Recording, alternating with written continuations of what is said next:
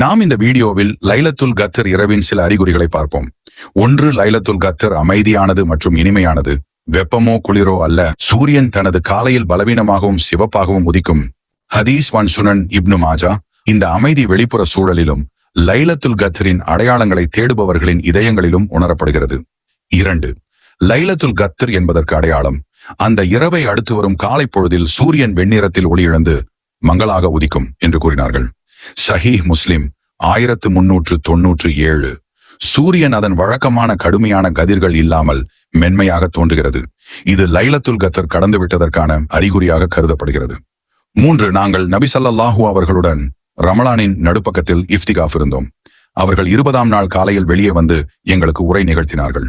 அவ்வுரையில் எனக்கு லைலத்துல் கத்ர் இரவு காண்பிக்கப்பட்டது. பின்னர் அது எனக்கு மறக்கடிக்கப்பட்டு விட்டது. எனவே நீங்கள் கடைசி 10 நாள்களின் ஒற்றைப்படை இரவுகளில் அதை